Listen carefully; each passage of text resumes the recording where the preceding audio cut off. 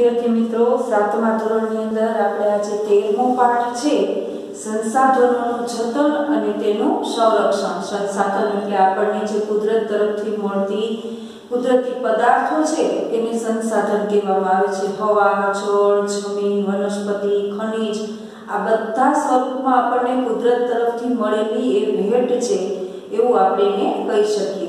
કુદરતી સંસાધનો છે એના કારણે આપણા રાષ્ટ્રની કે આપણા દેશની કરોડરજ્જુ છે સમાન છે. કરોડરજ્જુ જે શરીરનું મહત્વનું હાડકું છે અને એના કારણે આખા શરીરની બધી પ્રક્રિયાઓ છે એમાં જોડાય છે. એવી જ રીતે કોઈ પણ દેશ છે એના જે સંસાધનો છે એનાથી એને ખૂબ જ સંપત્તિ બને છે, મળે છે, એટલે એની કરોડરજ્જુ સમાન છે. કોઈ પણ દેશની સમૃદ્ધિનો એ આધાર હોય છે.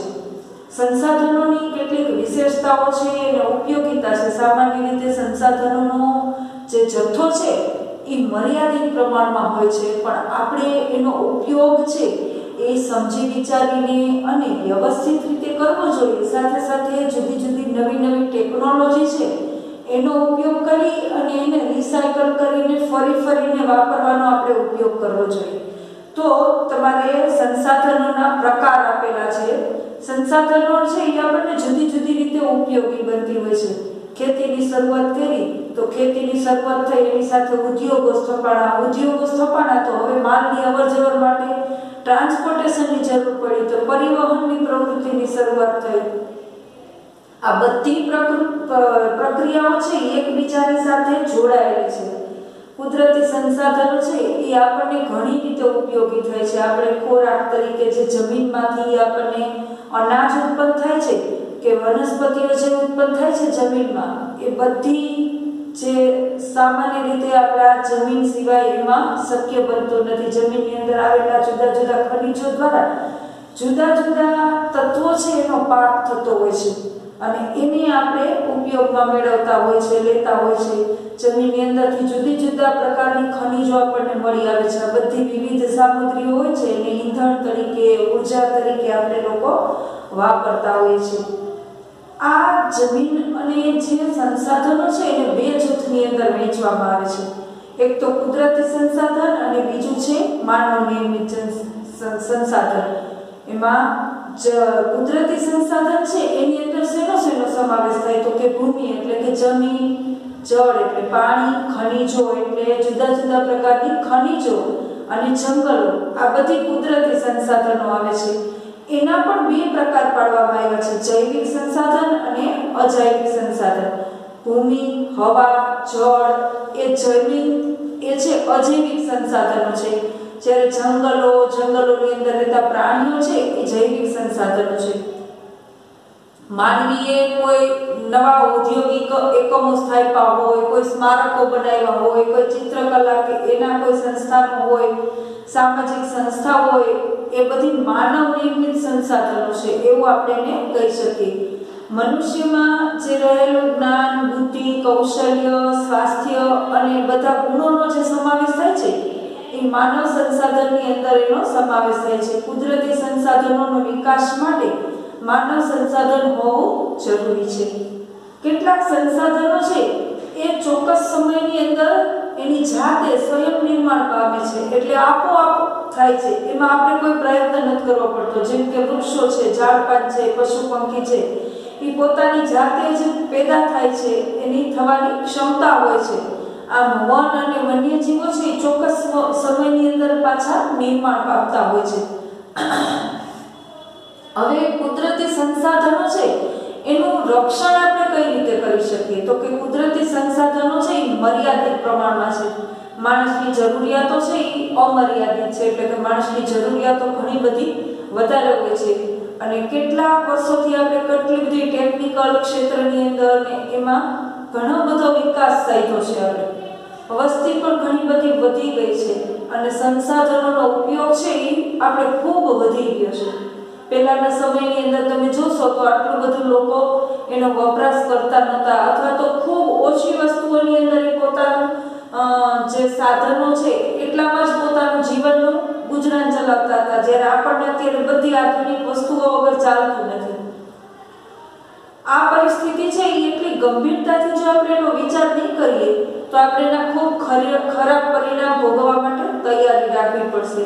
ભવિષ્યની પેઢી હશે એના માટે જો આપણે સંસાધનોનું રક્ષણ નહીં કરીએ તો એ સંસાધનો છે એ વપરાઈ જશે, ખલાસ થઈ જશે, તો એના પછીની પેઢી છે એ કઈ રીતે જીવન જીવશે કે એ સંસાધનો વગર ફરી પાછા આપણે જૂના યુગની અંદર આવી જવું પડશે. કારણ કે જો કોઈ વસ્તુનું આપણે તો એનું ઉત્પાદન કરી નથી શકતા, ખનીજ ને એ બધું છે જમીનના પેટાળની અંદર હજારો વર્ષની પ્રક્રિયા પછી ઉત્પન્ન થતા હોય છે અને માણસો એને મેળવવા માટે કેટલું બધું ઊંડે સુધી ખોદકામ કરીને ખનીજ મળશે ત્યાં સુધી ખોદકામ કરી અને જમીનને પોલી બનાવી દે છે.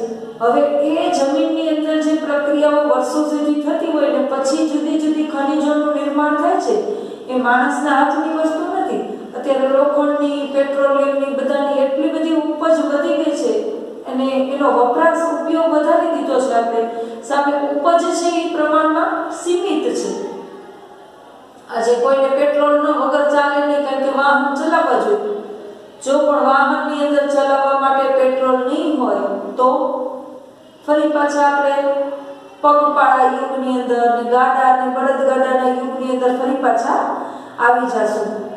આપણે એવી વસ્તુનો ઉપયોગ કરવો જોઈએ કે એવા નવીન સાધનો છે એ આપણે ઉપયોગ કરવા જોઈએ કે શોધવા જોઈએ કે જેની અંદર જંગલો છે, સૂર્યપ્રકાશ છે, એનો ઉપયોગ આપણે કરી અને સાધનો ચલાવતા હોઈએ. આપણે એક વખત વપરાઈ જાય પછી બીજી વખતે ખનીજ વાપરવા માટે કામ આવે એટલે એવા સંસાધનો છે એનો ઉપયોગ કરવો જોઈએ કે જે આપણને રિસાયકલ કરીને ખનીજો છે ફરી પાછી ઉપયોગમાં લઈ શકીએ. એવી આપણે શોધો કરવી જોઈએ. હવે સંસાધનના પ્રકારો છે એ આપેલા છે કે ભૂમિ સંસાધન, જંગલ સંસાધન, પ્રાણી સંસાધન, જળ સંસાધન. એમાંથી સૌથી પહેલું છે ભૂમિ સંસાધન. ભૂમિ એટલે જમીન.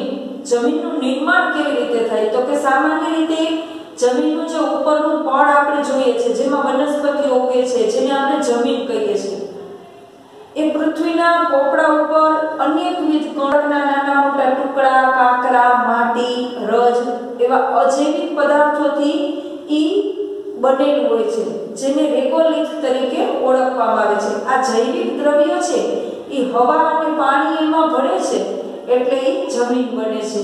ખેતીની અંદરની વાત કરીએ સંદર્ભમાં તો આપણે દેશનો આર્થિક વિકાસ છે એ કોઈ પણ દેશની જમીનની ગુણવત્તા ઉપર રહેલો હોય છે અને એના પ્રકાર ઉપર આધાર રાખે છે. જમીનનો પ્રકાર છે એ કેવો છે તો જમીનમાં ખનીજની જે ખેતીની ઉપજ વધારે થાય છે. તો આપણા ભારતીય કૃષિ સંસાધન વિભાગે ભારતની જમીન છે એના 8 વિભાગોની અંદર વહેંચવામાં આવી છે. સૌથી પહેલું છે કાપની જમીન, બીજી છે રાતી અથવા તો લાલ જમીન, ત્રીજી છે કાળી જમીન, ચોથી છે લેટેરાઇટ જમીન, પાંચમી છે રણની જમીન, છઠ્ઠી છે પર્વતીય જમીન, સાતમી છે જંગલ પ્રકારની જમીન અને આઠમી છે દલદલ પ્રકારની જમીન. હવે આ બધી જે જમીનો છે એ જમીનના પ્રકારો અલગ છે, એ પ્રમાણે ખેતીની ઉપજ પણ અલગ અલગ હોય છે. જેમ ફળદ્રુપતા વધારે તેમ ઉપજ વધારે, ફળદ્રુપતા ઓછી તેમ ઉપજ ઓછી. જમીનનું ધોવાણ અને તેનું સંરક્ષણ. જમીનનું ધોવાણ છે એ ગતિશીલ પાણી અને હવા દ્વારા થતું હોય છે. કોઈ પૂરની પરિસ્થિતિ સર્જાય કે નદીનો પ્રવાહ છે એ ખૂબ જ વેગથી આવતો હોય ત્યારે જમીનનું ધોવાણ થતું હોય છે. જમીનના જે ઉપરના કણો હોય એ ઝડપથી કુદરતી બળોના કારણે અન્યત્ર સ્થળાંતર થઈ જતા હોય છે. માટી ને એ બધું છે એ પોલું હોય છે એટલે પાણીની સાથે ઢસડાઈને એક જગ્યાએથી બીજી જગ્યાએ જતા રહેતા હોય છે. તેને જમીનનું ધોવાણ કહેવામાં આવે છે. આવું જ્યારે થાય છે ત્યારે ખેતીની ઉપજની અંદર ઘટાડો થાય છે અને તેને આપણે ઝડપથી અટકાવવું જોઈએ. જમીનનું ધોવાણ અટકાવવાના ઉપાયો કયા કયા કરી શકીએ આપણે તો કે જે પડતર જમીન હોય ત્યાં આપણે વૃક્ષો ઉગાડી શકાય. જ્યાં નદી કિનારો હોય ત્યાં ઢોળાવવાળી જમીન હોય તો પગથિયા પદ્ધતિથી ખેતી કરવી જોઈએ. આડબંધ બાંધવા જોઈએ. નદીના કિનારે છે આડબંધ બાંધવા જોઈએ. પછી જે નદીના ખેતરના સીમાડે છે એ ખૂબ જ ઊંચા ઊંચા વૃક્ષો છે એ ઉગાડવા જોઈએ કે જેથી કરીને માટી છે એનું ધોવાણ અટકાવે. જમીન પર ચરાણ પ્રવૃત્તિઓને નિયંત્રણમાં લેવી જોઈએ. પશુ પંખીઓને જમીન જે પડતર જમીન હોય, ખેતરાવ જમીન જ્યાં હોય ત્યાં પશુ પંખીને ચરાવવા માટે એમને રાખી મૂકવામાં આવે. એના બદલે એ જમીનની અંદર વૃક્ષો ઉગાડવા જોઈએ. ભૂમિનું રક્ષણ કઈ રીતે આપણે કરી શકીએ તો કે જમીનનું ધોવાણ અટકે એટલે જમીનની ગુણવત્તા જળવાઈ રહે. એની અંદર ગુણવત્તા જળવાઈ રહેશે તો કોતરો હોય, નદીની પહાડી ઢોળાવો હોય એના ઉપર પણ વૃક્ષો ઉછેરવા જોઈએ. રણની નજીક છે એ જે રણમાંથી પવન વાતા હોય એ રણની રેતીને પોતાની સાથે લઈ આવતા હોય અને ધીમે ધીમે રણ છે એ આગળ વધતું હોય. તો રણ જ્યાં પૂરું થતું હોય તે રણના કિનારાઓ પર બધી જગ્યાએ વૃક્ષો ઉગાડવા જોઈએ જેથી પવન છે એ વૃક્ષોને અથડાશે અને એ રણની રેતી છે એ જમીન ઉપર આવશે નહીં. જો ક્ષારવાળી જમીન છે એના કણો છે એ બીજે આગળ વિખરાતા જાય તો એનું રણ છે એ આગળ વધતું જાય. એટલે રણને રોકવા માટે રણના કિનારા નજીક છે વૃક્ષો ખૂબ જ વધારે ઉગાડવા જોઈએ. વૃક્ષોની આખી લાઈનો હારમાળા ઉગાડવી જોઈએ અને ફળદ્રુપતા જે ગુમાવી બેસેલી હોય એવી જમીન હોય એને ફરી પાછી ફળદ્રુપ બનાવવા માટે સેન્દ્રિય ખાતર છે એ ઉમેરવું જોઈએ. અને એમાં કોઈ એક વ્યક્તિ છે એનો સાથ છે હોય તો નથી શક્ય બનતું, પણ આખા સમાજના લોકોએ બધા લોકોએ સહિયારો પ્રયાસ કરવો જોઈએ એ પડતર જમીનને ઉપજાઉ બનાવવા માટે. હવે બીજું સંસાધન છે જળ સંસાધન. પૃથ્વી ઉપર પીવાલાયક પાણી છે લગભગ 3% જેટલું છે. પૃથ્વીનો લગભગ ત્રીજો ભાગ છે એ જળ વિસ્તાર ધરાવે છે. પાણી કુદરતી થકી જે આપણને મળે છે એ અમૂલ્ય ભેટ છે. જળ જીવનની પ્રાથમિક માનવની રોજબરોજની પ્રવૃત્તિ માટે જરૂરી ઉપકરણ છે. આપણે પાણી વગર વધારે સમય સુધી જીવી શકતા નથી. ખેતીમાં, ઉદ્યોગોમાં, પછી આપણે ઘર વપરાશ માટે, પીવા માટે બધી જગ્યાએ આપણે પાણીની જરૂર પડતી હોય છે. પણ આ પાણી છે એ મીઠું પાણી હોય તો જ આપણને ઉપયોગી બને છે. બાકી તો આપણને એ જળ છે એ ઉપયોગી બનતું નથી. મહાસાગરોની અંદર, ઉપસાગરોમાં, નદી સરોવરમાં ભૂમિગત જળ છે એ બધું મીઠું પાણી છે જે આપણને 3% જ પાણીની સપાટી છે એ જ આપણને મુખ્ય વાપરવા માટે ઉપયોગી બને છે. અને મીઠા પાણીનો મહત્વનો સ્ત્રોત કયો તો કે વરસાદ. વરસાદ વગર આપણે મીઠું પાણી મળી શકતું નથી. અને જે પાણી મળે છે વરસાદનું એ નદી, સરોવર, તળાવ, ઝરણા અને જમીનની અંદર એ સચવાયેલું હોય છે. હવે પાણીની તંગી ક્યારે ઊભી થાય તો કે જળ તંગી છે એ પાણી કુદરત થકી જે અનમોલ ભેટ છે આપણને મળેલી એ વધતી જતી વસ્તીથી છે એ અનાજની માંગ વધવા માંડી છે. રોકડિયા પાક લોકો છે એ વધારે ઉગાડવા લાગ્યા છે અને શહેરીકરણ પ્રમાણમાં વધવા લાગ્યું છે. માનવ વસ્તીને રહેવા માટે વિસ્તાર નથી એટલે ખેતરો છે એની અંદર વસવાટો બનવા લાગ્યા. ખેતરોની જમીન ઘટવા લાગી અને ખેતરોની અંદર પણ અનાજ જે ઉત્પન્ન કરવામાં મહેનત પડતી એની બદલે તરત જ પાક વેચી અને પૈસા આવે એવા રોકડિયા પાકો ઉગાડવાની વધારે પ્રમાણમાં શરૂઆત થઈ. એટલે આપણા દેશની અંદર ઘણા બધા વિસ્તારોની અંદર જળ તંગીનું સંકટ છે એ વધતું જાય છે. પીવાલાયક પાણી છે એની અછત જોવા મળે છે અને જે જમીન ભૂગર્ભ જળ છે એ પણ પ્રમાણમાં નીચા ઉતરતા જાય છે, ઊંડા ઉતરતા જાય છે. એટલે ભૂમિગત જળને છે એ ટ્યુબવેલ દ્વારા કે સબમર્સિબલ દ્વારા કે કૂવા દ્વારા કે ખેંચીને બહાર કાઢવામાં આવે છે. હવે આજના સમયની અંદર પાણીની સમસ્યા છે એ દેશ માટે વધતી જતી વસ્તી અને આબાદીને પૂરતું પાણી પહોંચાડવું એ એના માટે પડકાર જેવું બની ગયું છે અને આ નવી સમસ્યાનો સામનો લોકોને પણ કરવો પડતો હોય છે.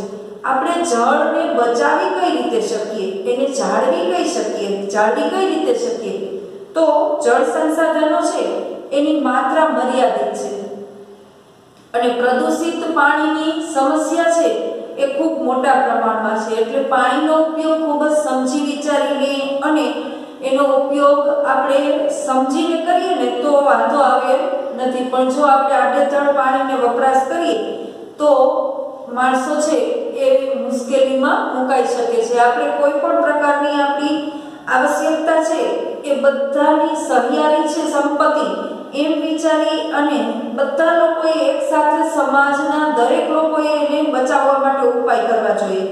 જેમ કે જળાશયો હોય એનું વધુ ને વધુ નિર્માણ કરવું જોઈએ, વધારે ને વધારે ચેક ડેમો બાંધવા જોઈએ કે જેથી કરીને એ પાણી એમાં સંગ્રહ થાય તો ખેતી માટે ઉપયોગમાં આવે, નહીં તો જમીનની અંદર ઉતરે તો જમીનનું ભૂગર્ભ જળ છે એમાં પણ વધારો થાય। આપણે ભૂમિગત જળ છે એને ઊંચો લાવવાનો પ્રયત્ન કરવો જોઈએ। નદીના પાણી છે એને રોકી ચેક ડેમો બાંધી આડબંધો બાંધી અને નદીનું પાણી છે સમુદ્રમાં વહી જતું અટકાવવું જોઈએ। વધારે ને વધારે એનો સંગ્રહ કરવાનો પ્રયત્ન કરવો જોઈએ। નાની મોટી નદીઓ છે એકબીજામાં જોડી દઈ અને પાણી છે એને વેડફાતું અટકાવવું જોઈએ। કુવાને છે એવી રીતે ખેતરની અંદર કુવા છે, ખેત તલાવડી છે, સોસ કુવા છે, આ બધા બનાવી અને પાણી છે એને વપરાતું અને બચાવવા માટે એનો આપણે સંચય કરી શકીએ। આ સિવાય લોકોની અંદર જાગૃતિ લાવી અને જળ સંસાધનના સંરક્ષણની અંદર લોકોની ભાગીદારી ઊભી થાય।